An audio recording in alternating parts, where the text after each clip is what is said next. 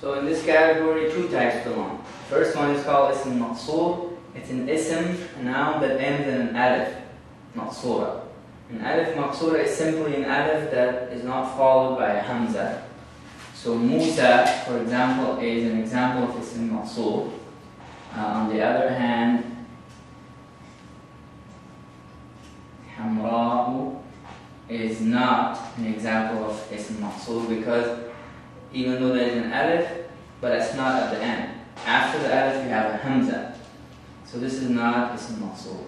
But Musa and Isa and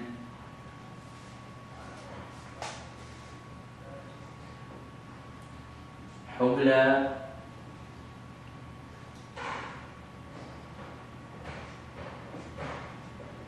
and Kubra are some examples of ism maqsoor. So this is one type. The other type that belongs in this category is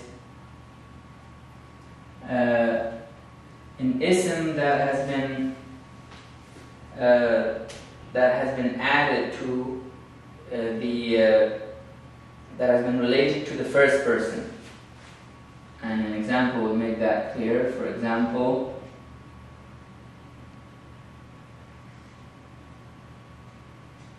Kitabi, which means my book.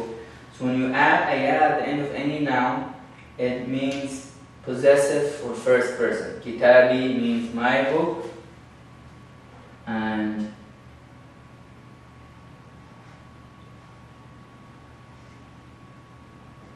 Qalami means my pen, and so on.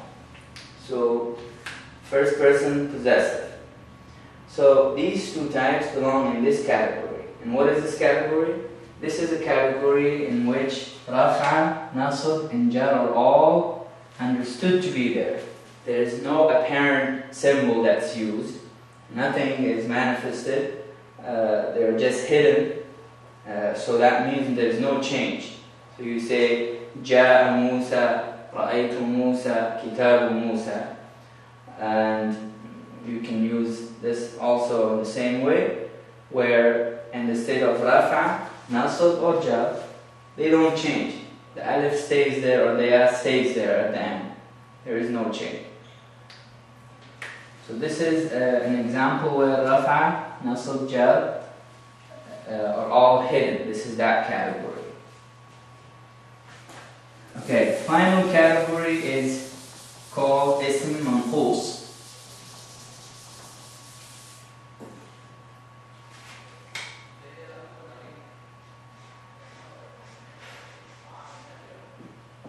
Ism Manqus is an ism that ends in a ya and there's a kasra before the ya, such as the word al-qadi. So here the ya has sukun, the letter before has a kasra. Any ism that is in this category that is like this, where it ends in a ya, the ya has a kasra before it, the letter before the ya has a kasra, Rafa is hidden, Nasb is shown with a fatha,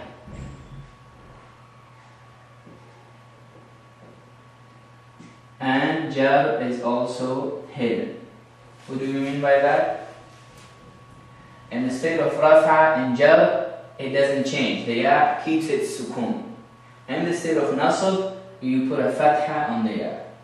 Example, and we'll use this in our example. Ja'a al-qadi. So this is the state of Rafa, and the ya keeps its sukun.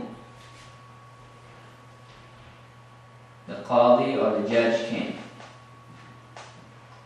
Kitabul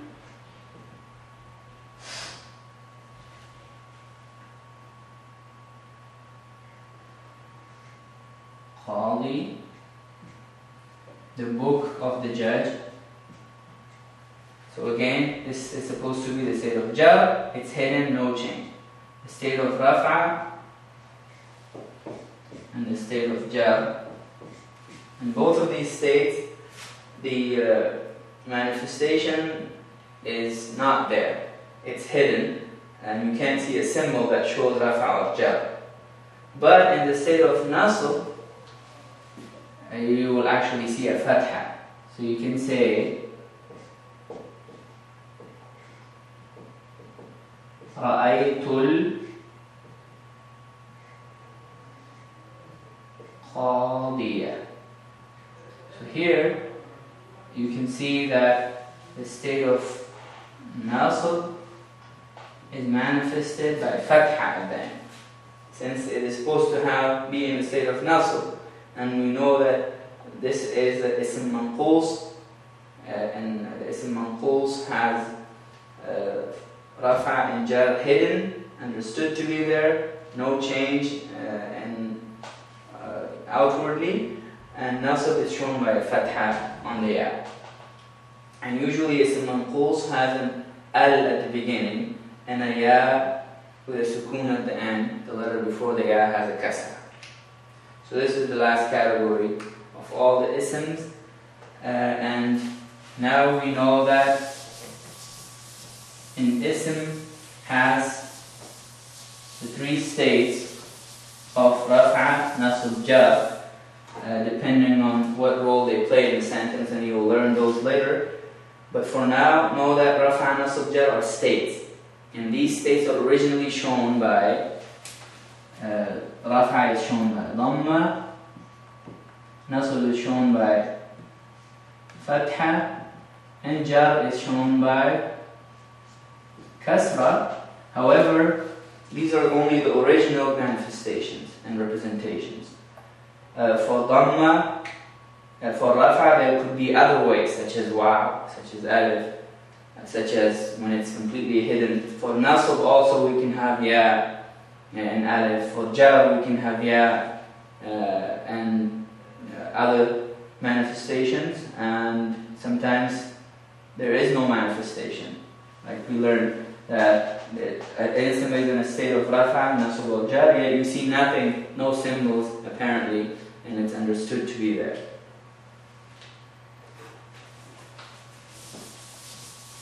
There is one last category though that has a little more detail to it, and that depends on two types of ism. An ism has two types. This is one of the categories of ism.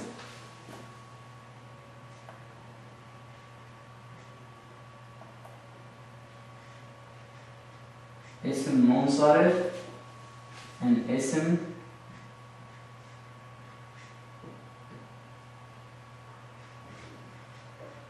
غير منصرف.